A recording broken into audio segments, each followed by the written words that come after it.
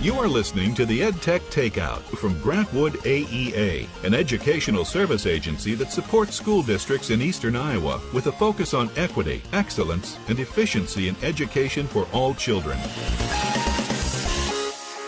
Welcome to the Edtech Takeout, the podcast that serves up bite-sized technology tips for teachers.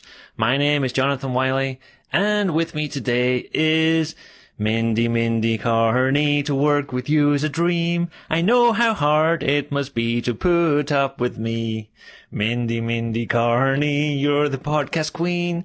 I could never do this podcast if it was only me.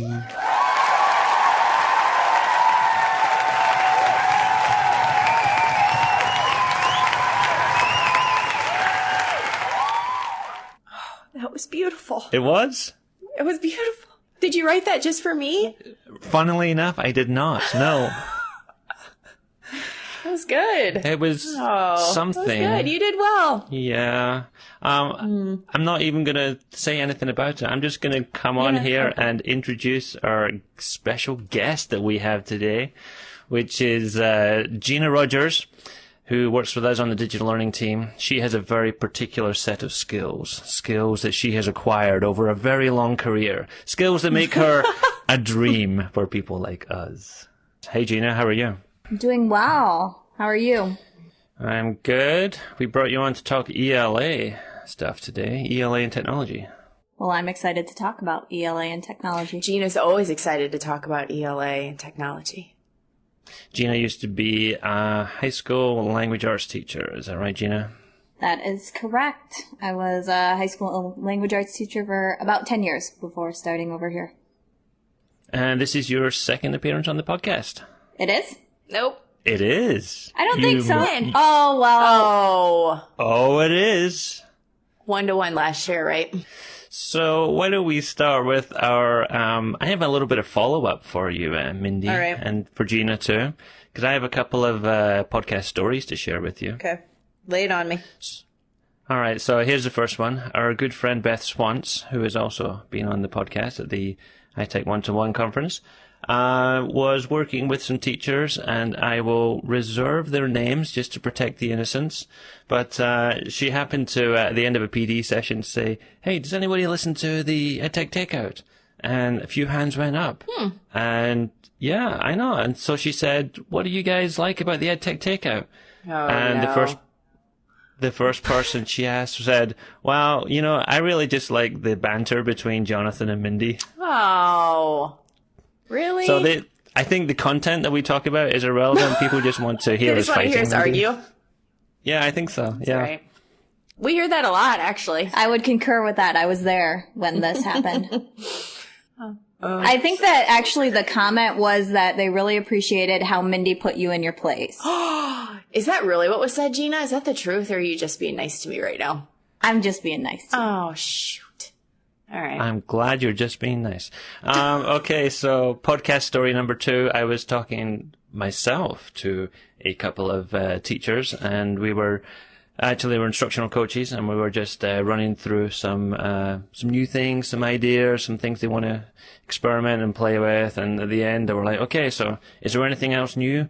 What's your tech nuggets for this week?" Oh. So we're getting the vocab out there as well. Really? So, huh. Yeah. They want to know what's new, what's hot, what's interesting. Right. And so they called them the tech nuggets. Ooh, you're developing new nomenclature. Yeah. I think so. We're becoming trendsetters. You are. You're changing the vernacular. Wow. Big words from Gina today. Our podcast is not usually this articulate. Vocab lesson in here too. Thanks for making us sound smarter out there, Gina. Appreciate it. All right. Those are good stories. I thought so. Yeah, thanks for sharing those. I was telling Jonathan this, Gina, before you came on air with us, that maybe 2 weeks ago, one of my friends on Facebook posted a kind of like a polling question of sorts, seeing if any of the other parents on Facebook, I guess, had students that were being taught keyboarding. Were you taught keyboarding? Because then Jonathan and I kind of talked about this. Did you have to take a keyboarding class when you were a kid? Not when I was, well, okay, let's think about this. I I do, remember at good old St. Mary's in Manchester doing like a basic keyboarding type thing with our media center time. Right. So, like it would be AAA, SSS, DDD or whatever. You'd kind of go through home row, and then eventually you'd get to where you were, I guess, actually composing words or whatever. And then, I took touch typing when I was in high school. Yeah. But yeah, other than that, I think I really just learned to be more proficient with it by doing it. And you see, that was totally my side of the argument too, because I don't remember getting any formal keyboard practice, and I think I just learned to type just by using computers more, I guess, or using keyboards more. So it was kind of almost through osmosis or some strange black magic that I learned to type a little bit. So never learned to formally type. But my wife is one of those people that, she sits down, her left index fingers on the F, the right index fingers on the J, and she could happily tap away and type with like paper over her hands, like a blind typist, and be able to do it perfectly well. Yeah, I hear lots of people, I have had lots of teachers, I think, ask too, like, what's a great typing program out there, keyboarding, and I don't know, I'm always kind of torn about it because I do, like, I'm one of those typers. My first keyboarding class was in 3rd grade, and I think I took keyboarding every year until I graduated from high school, which obviously was kind of silly because by 5th grade, I was a pretty proficient typer. But I just wonder, like, all of that time that I spent learning how to keyboard, I just think, what else could I have been learning during that time instead of taking the time to, have words dictated to me and I type them down? Yeah, and I kind of felt like that as a teacher as well. It's like, I did do some typing practice with my kids when I taught 4th grade and other grades as well, and it was like, this is good practice for them, I guess, but at the end of the day, are there other things that we could be doing and getting through instead of this, or doing something that involved typing but was actually using technology for something else? Then, yeah, I don't know. It's a tricky one, especially when you start to look at Common Core standards that have got typing included in the standards. So, I don't know, that puts extra pressure on teachers, I think. Yeah, well, and it's just, I know how efficient I am when I'm typing too. So I kind of understand, like, the more efficient I am, the more I can get complete in my day or whatever. But also, my typing skills do not fall over into my iPad skills because I don't put my fingers on the home row to type for an iPad. Like, it doesn't work that way. So I just wonder how long we're actually going to have keyboards around. Like, are those going to go away eventually? And then will typing just be something that was a, old skill that we don't teach anymore because kids are just speaking and it's just typing for them? We already have that capability. So, yeah, I was thinking that same thing. I was like, I didn't know how long the keyboard would, be around in, what we know of as a computer today. However, I kind of, part of me, I guess I'm torn on the issue because I can see, like, we have to prepare kids for what is going to be the future, but then we also have to prepare them to live in the world as it exists today, too. Absolutely. Yep. And, I think sometimes doing some of those tasks, those like higher order type of tasks that you were talking about, are more enjoyable, when they have a certain degree of proficiency with the keyboard. So I guess, I don't know, I am torn on the topic. Teachers have got to find extra time in their timetables if they're going to teach keyboarding. And then if they do teach keyboarding, what do they actually use for keyboarding? And I ended up using something with my kids that I don't know if is as popular over here as it is in the UK, but we use something called the BBC Dance Mat Typing. Have you ever used that one before? Did you say dance mat?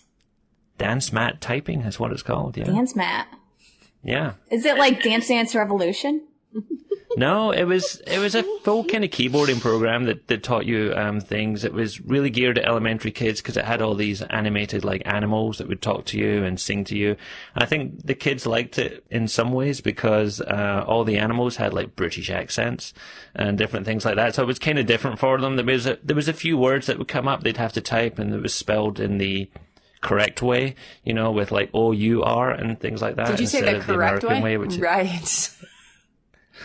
I was just seeing if you were listening. I was starting to fade off, but no, I did catch that.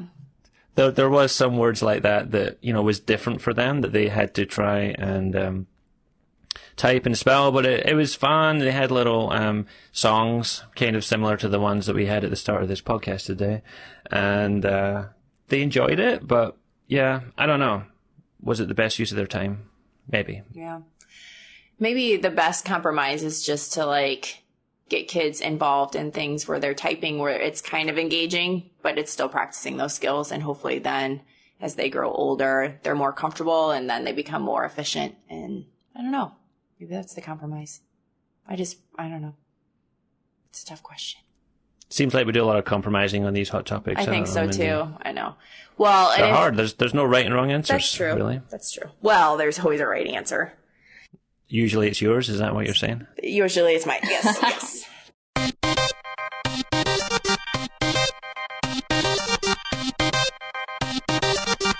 All right. So up next, our main course served piping hot is ELA Tech Tools with our guest, Gina Rogers. Ginger.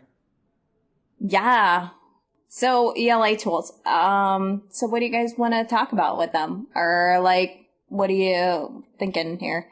Yeah, what's new, what's fresh, what's exciting, what are English language arts teachers really enthusiastic about using when they are looking at using technology in their classroom? Okay. So I guess there's a couple different ways to look at this as tools that are going to support reading comprehension or reading fluency or, a variety of different aspects of reading, and then tools that support writing. I've got a few favorites or a few that I've been working with teachers with. Let me see. So one of the first ones that I'll talk about, I guess would be News ELA or Tween Tribune. And so both of those tools, I think there's a lot of people probably listening that have utilized at least News ELA. But with that one, what's nice about it is that it allows you to pull in, articles. And so they have, articles, I think they gather them off of the AP. And then they have staff writers there that rewrite them at a variety of different lexile levels. And so you can adjust those articles down or up to meet the individual reading level of the different kids that are in your class. And so it will manipulate the complexity of the text. And then there's also, in a lot of the articles, a short quiz that's built into it as well, for the kids to use to monitor their comprehension. Okay, so I have a question about that. So if you sign up as a teacher, then, presumably everyone has kids reading at all different levels. Can you have a class of kids where you can assign this text to some kids and this text to some other kids and this text to some other kids so that, it looks like they're all reading the same text, but they're all on different levels? Is that the kind of deal you do it? So that's kind of in the paid side of this particular text or this particular tool. And that's in that binder option. And so it allows you to create different little binders for the kids and then assign articles to them at the level that they need to be manipulated at. And are these articles are they updated often? Is it a daily thing, or is it a few times a week? Or almost daily. How current are they? Yeah, almost they're daily? very current. Almost daily. They have a new article that is on there. So I don't know if we pulled it up today. I imagine they probably have something about the debates from 2 days ago. Yeah, and I always liked, because you can sign up for email notifications, so you can get it right away in the morning to see whether or not there's an article there that you feel like is something that you want your students to read about. And I always thought that was kind of a nice way without actually having to go into the website and see what was going on that day. to get the notifications was kind of nice for me because then I could see, what was on the front page of Newsella for the day. So are these both kind of like freemium tools? I mean, could you get by with using the free versions, or are they kind of limited? I mean, what's your opinion on that? I don't know. I guess I would say that you could probably get by for a while with the free version to make sure that it's something that you actually like. Like, for example, I have one school that I work with that was looking at possibly purchasing the paid site license for this particular tool, and they just decided that they really felt like they needed more time with the free version to make sure that they were absolutely maxing out the capacity of the free version before moving into that paid realm. And so they also have in there text sets, which are kind of interesting. I think that in the Iowa Core or the Common Core, there's also a standard in there that talks about making comparisons across multiple texts. And so these texts are kind of organized thematically or, by a topic. And so then the kiddos can read through those and then try to draw connections between those two articles in a piece of writing or something that they produce for you. And is Tween Tribune set up that way, Gina? I hadn't heard of that one before. So is it the same sort of thing where it's leveled by Lexile, and is it mostly nonfiction then? Yeah. So it's mostly nonfiction. It's leveled by Lexile. You can manipulate that as well. There's a little bit more, I believe, on this one that you can do for free. It's backed by the Smithsonian. And so for example, today, one of the articles is, would you eat pizza made by a robot? And you can manipulate the Lexile on that all the way down to 800, and all the way up to 1290. And just for the record, I would eat pizza made by robots. I'd eat pizza made by a lot of things just because I like pizza. Well, you heard it here first, folks. I wanted to give that exclusive right here on the podcast. Nice. All right, so that was news. Okay, I always say it wrong. I always say News ELA. I don't know why I got into that habit, but some people do. So it's Newsella, because we looked that up and we watched the video once, didn't we, Mindy? We did, because you and I were arguing about it, and who was right? It's not about who's right, No, Mindy. it's always about who was right. It was me. Okay. Yeah, we had to look it up. Yep, it's Newsella. And Tween Tribune. So those are definitely good options. And those are more on the reading comprehension side of things. You got anything else on the reading comprehension side of things, Gina? So another one that I really like is Actively Learn. And just the reason that I really enjoy this one is that it kind of has a different approach to supporting reading comprehension than what the previous two tools that I mentioned do. They manipulate that text complexity via the Lexile, and so they, take down the vocabulary a little bit, and that manipulate the sentence structure of the text to make it more accessible. The philosophy behind Actively Learn is to leave the text intact how it is, but develop scaffolds in the text to try to enhance that comprehension. And so, for example, you can highlight and annotate all over the text and leave notes in there for the kids to see. And so, in a way, when you're not there, you can model good reading strategies, like, for example, questioning in the text. And so, as I'm reading this, I'm thinking about this, or I'm wondering about this. I wonder what's going to happen next, or making connections in the text. So, as I'm reading this, I'm being reminded of this other text that we read or this other thing that we encountered. The students also have a lot of support or aids that are built into that tool as well. And so there's a dictionary that is built right in there. So as the kids are reading the text and they're coming across an unknown word, they can highlight it and click on it, and then it automatically pops up a dictionary. And they can also listen to the pronunciation of that word. I'm always reminded of in my class we had once this word, and every kid kept on calling it chouse, and there was a lot of chouse happening in this text. And I wasn't sure what they were talking about, and eventually it dawned on me that they were talking about chaos. It's just spelled kind of funny. That's kind of clever, Yeah. So sometimes it helps to hear the word pronounced so you don't come to class talking about chouse that was happening, or what is this chouse that they're talking about.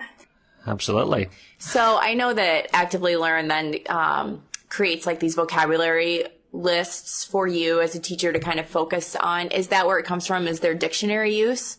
Yeah. So that's for more of the paid side, which I want to really make sure that I highlight that there is just a lot that's built into the free side of Actively Learn, but that is one element of the paid side of Actively Learn, is that if the teacher's on that paid version, it will record all the different lookups that the students have been executing with the vocabulary tool. And then any of them that are being looked up, I think it's more than 5 times or more than 6 times, they'll highlight those words in red. And so it's just kind of a little visual cue to the teacher to make sure to use those on a word wall or use those in a vocabulary list that particular week, or make sure that you're going back and reteaching that word or spending some time on that word. So can you talk about the types of texts that you are able to manipulate and use in Actively Learn? Yeah, so there's a ton of text that's out of copyright, so that's part of that like Project Guggenheim type of text. They also have a significant amount of nonfiction that's in there from a variety of different sources. I've seen stuff from like Time for Kids and Wonderopolis and things of that nature in there. So a lot of nonfiction built in there, a lot of out of copyright fiction that's built in there as well. They also have kind of an interesting pay structure for their paid content, and you kind of rent texts that are not outside of copyright that they've come to an agreement with the publishing houses to use. And their pricing on those, it varies. I've seen everything from like 33 cents per copy up to about $3.50 per copy. And that just, it allows you to, like, if you're doing literature circles, for example, in high school, and you want to keep your rotation of texts a little bit fresher and not invest in a set of texts that are going to be kind of out of date or the kids don't want to read in a year, it just allows you to do that a little bit more frequently. So how long do you get those texts for if you rent a text? Is it like a week, a month, 6 months? Or? Their standard rental time is, I believe, 3 months. And I think that is, if I'm not mistaken, and I might be, that's from the time that you crack the text open to start working with it, to start like marking it up and whatnot. So like, I think in theory you could kind of rent all your texts at the beginning of the year or have them all lined up. But once you start working with it, that's when your 3 months goes into effect. And you can put your own text in, right, Gina? So you can import stuff? Yeah. You can import stuff, and so you can bring in your own news articles that you found from online sources like the New York Times, or you can use song lyrics I've used before, and it cleans them up. It takes all of the ads and the pictures and all of that stuff out of there and just makes it a nice, clean copy for the kids to work with. The kids can also manipulate the text too, so it looks like it uses that dyslexic or open dyslexic font as well, so they can turn that on and off. Kids can highlight and make their own notes in the text. They can make the notes that they create public, or they can make them private, and then only the teacher will see those notes. And then the teacher can also embed inside of the text questions, like comprehension type of questions or extended thinking type of questions.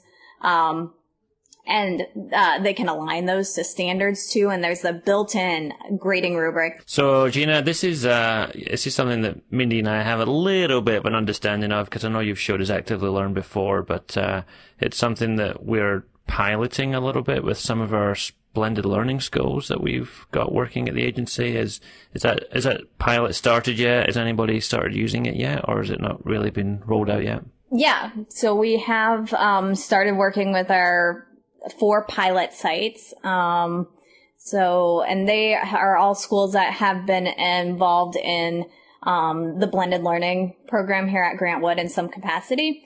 And so they also are schools that have one-to-one technology. So each of the kids have their own device there at those sites. And so they've started working with it. The teachers have been enrolled in a trial, and for the year, I guess the trial lasts, version or pro version of Actively Learn.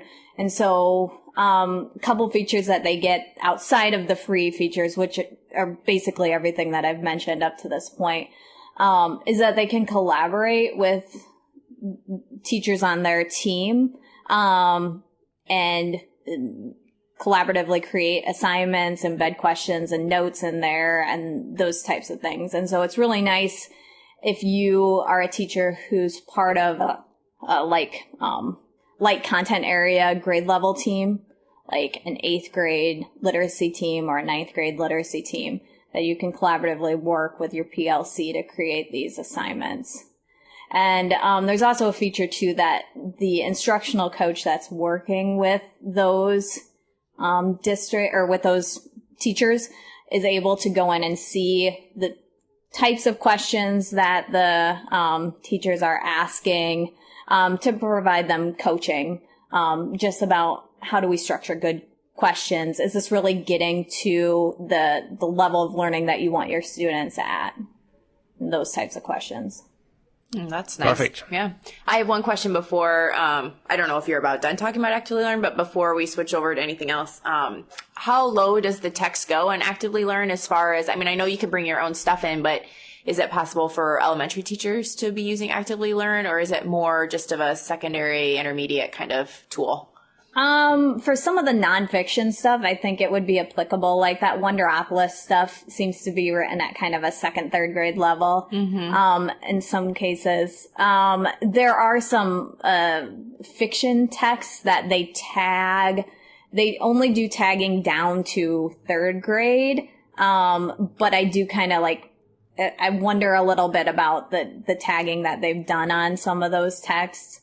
Like Aesop's Fables, for example, will show up there as being like a 3rd grade type of a text. I would say that if a teacher that was in elementary was thinking about using it, they would definitely want to make sure that they, are previewing that text to make sure that it's grade level appropriate for the kiddos. Sure. Okay. Thanks. All right. So if you haven't guessed already, Gina is to Actively Learn as Mindy is to Seesaw. Yes. There's my analogy for the day. It's your analogy. Nice. I was hoping Gina would bring in an analogy today to help explain something. So I should have maybe mentioned that before, Gina. Like if you could work in an analogy today that has something to do with the Macarena or something like that. I don't want to put the pressure on, but I would really love to hear an analogy. Let's not go down the Macarena route yeah, again. Well, I feel like it's just such a multi-purpose analogy maker. Yes. I can make almost anything fit into learning the Macarena. Although what you shared with me the other day, Mindy, kind of disturbed me. I guess I never really listened to the lyrics of that song.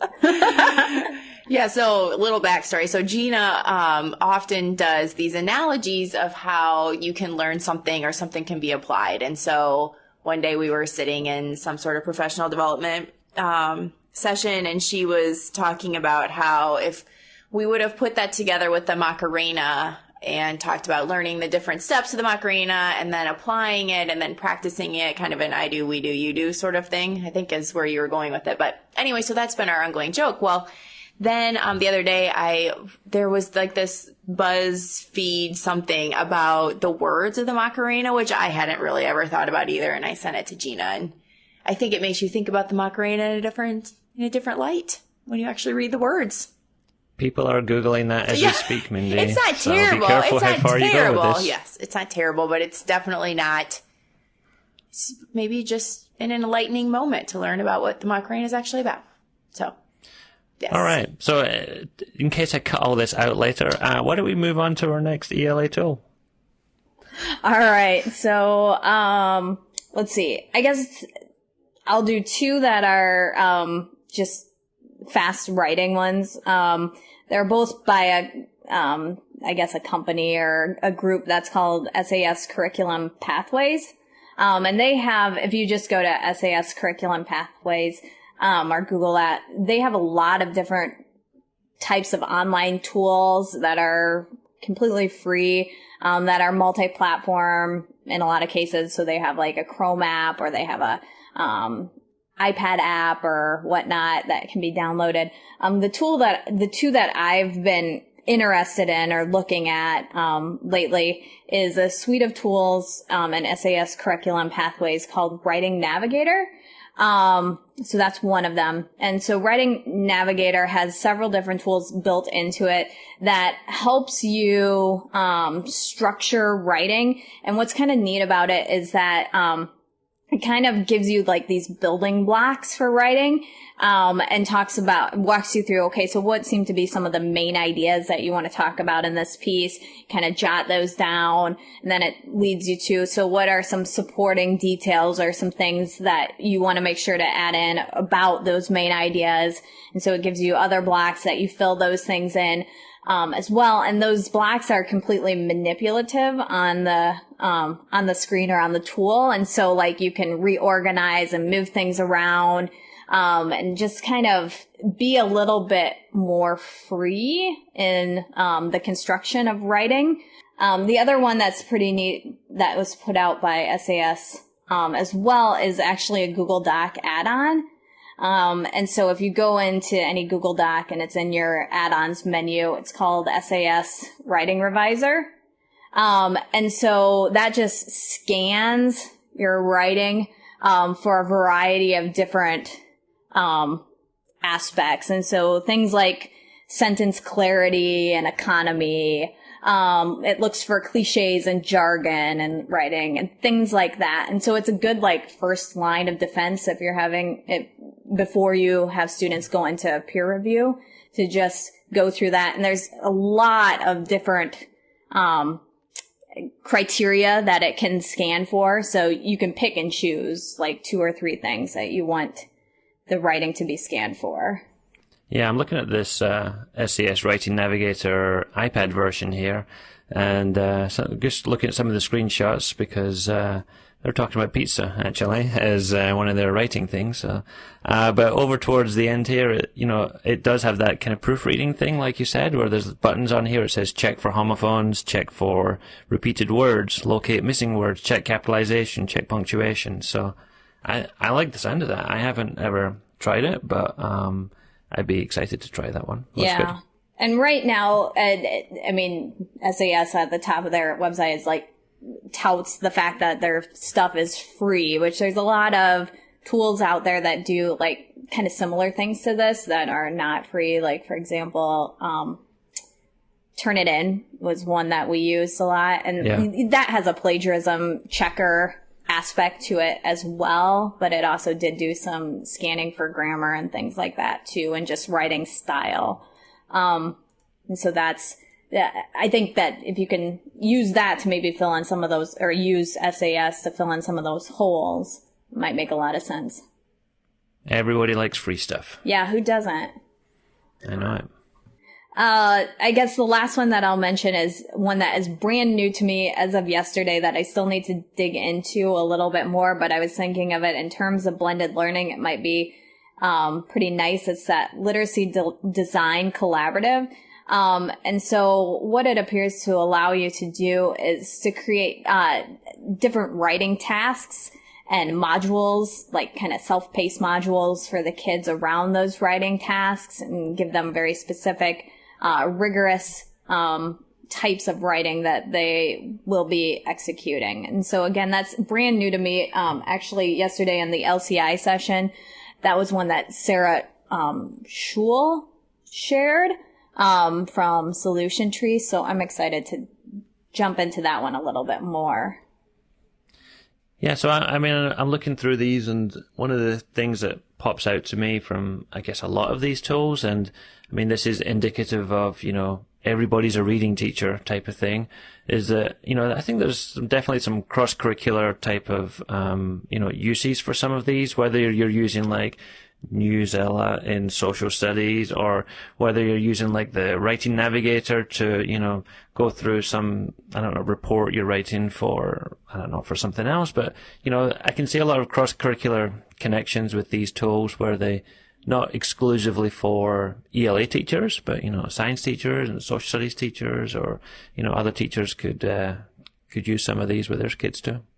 Yeah, for sure. I mean, if you think about it with reading comprehension, a lot of times, one of the, I guess, barriers that people face, from being able to comprehend part of a text is just their lack of background knowledge or their lack of schema that's built up around that particular topic. And so I just think, like, especially for an area like science or something like that, if a kid's walking in cold and has absolutely no idea about whatever concept, being able to somehow help them fill in those holes a little bit.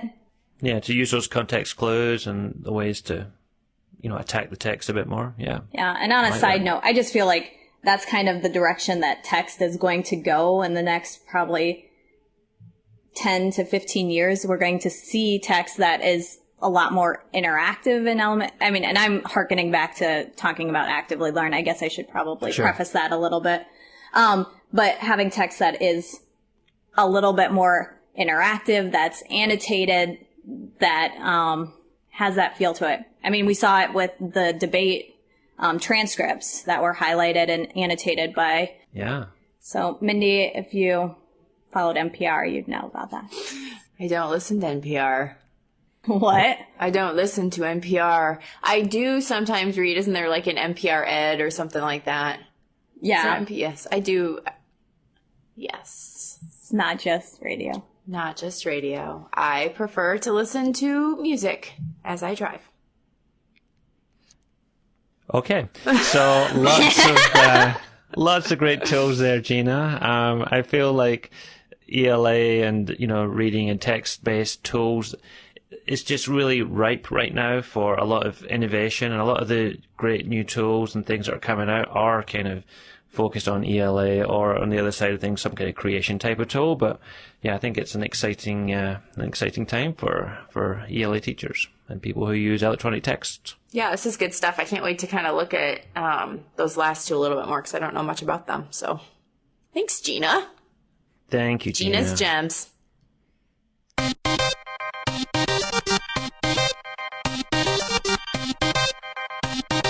All right, so that brings us to the next part of our show, which is my favorite part of the show. It's Tech Nuggets. And Wiley, do you want to go first today? Okay, so my first tech nugget is a new app from Apple, which is called Swift Playgrounds. And this is something that kind of only officially came out when iOS 10 came out for iPads. And it is another coding app for iPads. The name Swift Playgrounds is because of the programming language Swift, which is what Apple developers use to program Apple TV apps, iPhone apps, iPad apps, and Mac apps. So this app is designed to help introduce students to coding with a specific programming language. So sometimes we talk about these kind of if this then that kind of dragging block type of coding things. This is a real programming language that students can be introduced to and learn. The app is kind of split into two parts. There's kind of a tutorial type of part where it will walk you through these things where you have to guide this character around the screen using different blocks of code. And the other part is challenge-based activities where you have to solve a puzzle with some code of some kind. So I think it's really interesting. I've been playing it for a little while. I've enjoyed learning something new from that. It is a little restricted in terms of the number of devices that can access it, though, and I don't exactly know why this is, but you do need, I believe, like an iPad Air or later, or an iPad Mini 2 or later, and they have to be running iOS 10. So if you've got iPad 2s or 3s or even 4s, unfortunately, they will not be able to run Swift Playgrounds, even if you can run iOS 10, because there's something in the hardware that stops that. But if you have a compatible device, then this is definitely worth a look. And if you're looking for new coding apps to try on kids, then this would be a good one. It's a little text heavy in terms of some of the instructions and things, so you're probably not going to do it lower elementary. It's definitely going to be like 4th, 5th grade upwards, I think, just because there's a bit of reading to do in terms of how to learn how to do some of this code. But I like it, and I think it's a good option for schools who are using iPads. Good one. What have you got, Mindy? I actually have an old one, but I never hear anybody talk about it, and so that's why I wonder if people even know about it. And it's an app called 5 Dice, and so it's a math app. And what I like about it is that it's pretty open-ended. So the way it works is that you have 5 dice, and you choose whether you're going to be adding or subtracting. You can do multiplication and division. You can do multiplication, division with parentheses, and then there's another level as well. And so you choose your how you're going to solve the problem. Okay, so once you choose that, then you tap the screen, and then the dice all spill out onto the screen. And then you use those dice to create a number sentence that will equal the target number. And you can use like 2 dice to make, like, if you get a 6 and a 5, you don't have to add 6 and 5. You can make the number 65. And so you can use both adding and subtracting to get to your target number. And that's what I love about it, is that it's really open-ended, so kids could sit and play and kind of mess with numbers and figure out those relationships between numbers and how to make it work so that they all equal that same number at the end. And what's really nice is that it also has, I don't know if you swipe it, I don't remember. I think you swipe it, and then it'll give you a whiteboard for you to write on as well, in case you need a place to kind of figure out where you're at in your number sentence. Yeah, I also like that app. You showed me it before we recorded this episode, and it was new to me for sure. There's so many apps out there that are like drill and kill type of apps, right, where they're like either flashcard things, or they're just, they're just not they're not encouraging the kids to do a whole lot of things other than memorization. So this one definitely works more to make them think about their math a little bit more. That's a good one. Yeah, good one. Oh, it's me again, isn't it? Yeah, that's how this works, I think. Okay, so my second tech nugget today is a site that I don't know how to pronounce the name of. So did you see that on the notes there, Mindy? How would you pronounce it? Videvo is how I would pronounce it. Videvo. Videvo. I like that. I don't know if I would have said that, but yeah, let's call it Videvo. And Videvo is a website that has free stock footage and motion graphics. So I came across this recently, because I was working with Marian Independent School, and we were looking at green screen. And I'm always looking for ways that teachers can have free media to put in the background of a green screen, either as a video or an image. And this site, what came across in some of my research, is really very good. I like it a lot. So the footage on there is 100% free. Okay, so there's nothing on there that you can pay for, even if you want to. There's 2 different types of licenses for the videos they have on there. One is from the Videvo people themselves. It's the standard license. And if you use that one, you can download the clips and use them in whatever you want, anywhere you want, and you don't have to cite the source or anything else. The other clips, I think, are from users who upload videos to the site, and those clips are Creative Commons 3.0 licenses. So you do have to attribute the person who uploaded the clip, but you can still use it freely wherever you want, as long as you're not distributing these clips to other people. So I think it's a really interesting site. It's fresh. They've got a great variety of different videos that you could use for green screen, or just like, B-roll stock footage stuff. You want kids to do more with video, then, sometimes it's hard to go out and find video of what you want, then, you know, you could just come here and find that. They say they have new clips every week, and they are based in the UK, so they must be good. Oh, boy. Pardon? Yeah. No, I like that. I think it's, the images are just, you know, like, I use Pixabay so much, and I'm starting to see those images, like, all over the place, and so it's nice to have a different resource to go and pull some stuff from, too, so...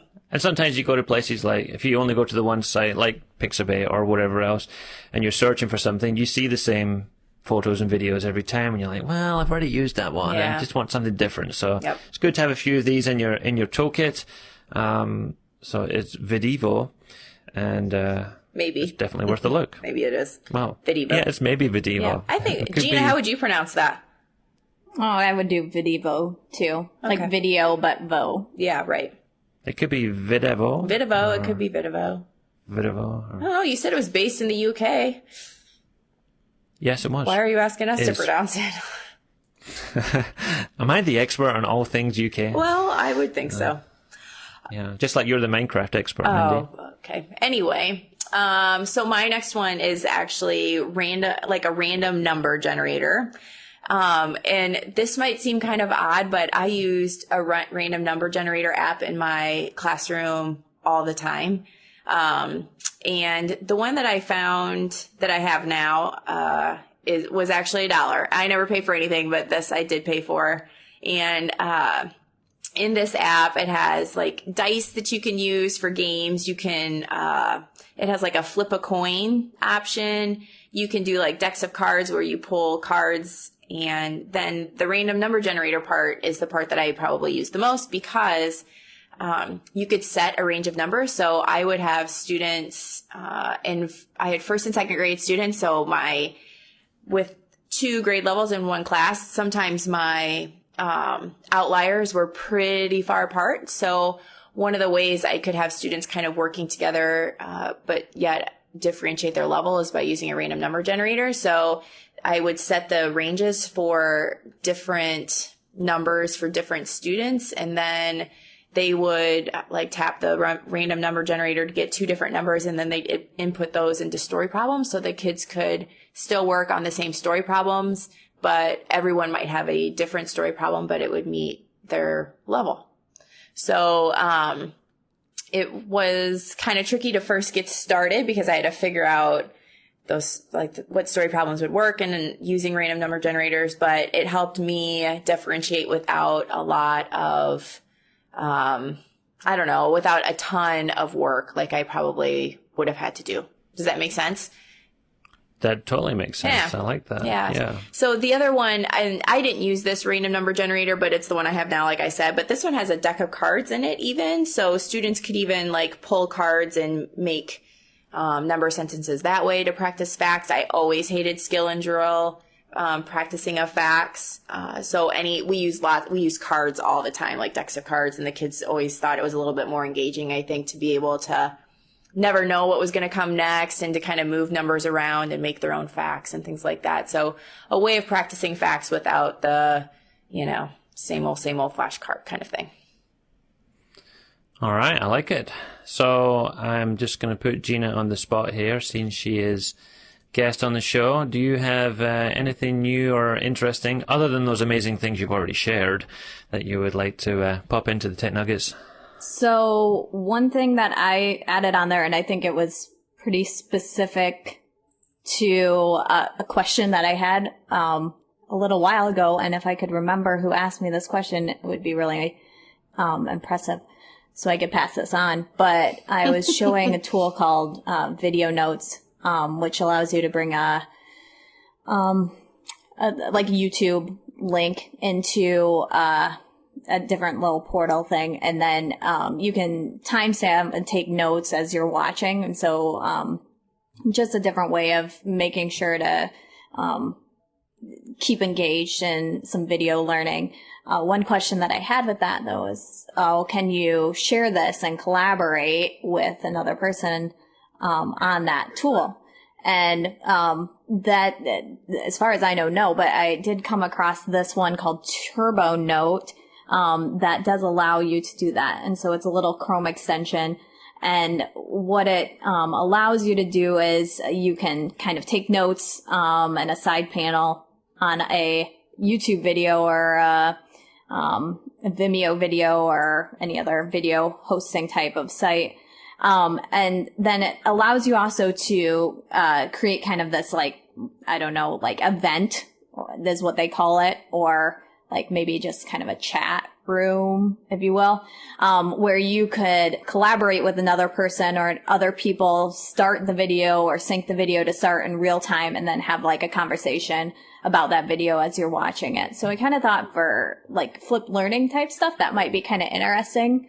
If you had a group of students that, you know, we're all going to view this video in real time, if you will, at the same time, and kind of take notes and collaborate on it in that way. I like it. Yeah, it's good to have that collaboration feature and put that in there. It reminds me of another tool that does that, but the name escapes me. Maybe we'll link to that in the show notes if I remember what it is. But it was started with video something. It wasn't video notes. It was a website that let you collaborate and have comments underneath the video and timestamp them as well. But I don't remember what it was now. So. Yeah. And apparently there's a transcripting feature that's also now in beta in this video notes. And so it allows you to create a transcript of the captions and find specific points of the video according to keywords. That is interesting. Very interesting indeed. Yeah. Another Gina gem. Gina. All right, so I'm just going to trail our next episode, actually. We don't do this very often, but Mindy and I are taking the podcast on the road, and that the next episode that we are going to record is going to be recorded live at ETtech 2016 in Des Moines, Iowa, where there will be some podcast powerhouses at the podcast pavilion. The Dads and Ed podcast are going to be doing a podcast from ETtech, so that's Devin Schoening, Brent Catlett, and Josh Allen. They're going to be there doing their podcast, which is very good, and I have appeared on there too. The GAF Admins podcast is going to be at ETtech 2016 too, so that's Mitch Dowhauer, Lance Lennon, Carl Hauer, Phil Trimble, and Chad Frericks. Those guys are all super intelligent guys who work on the Google Admins dashboard, and they share their knowledge as tech directors who work with that stuff. So they have a good podcast there if you want to go and check that out. And Gina, I believe that Mr. Rogers is going to be there too. Is that right? Yes, the Mr. is going to be there with the City High Little Hawks journalists, and they're going to be contributing their podcast also at the podcast pavilion. Yeah, so exciting times for podcasting, I think. It'll be good to showcase some of this medium for teachers. Mindy and I are going to be presenting there, and so is Gina. So we'll hopefully have lots of things to share from ETtech next time we record this episode.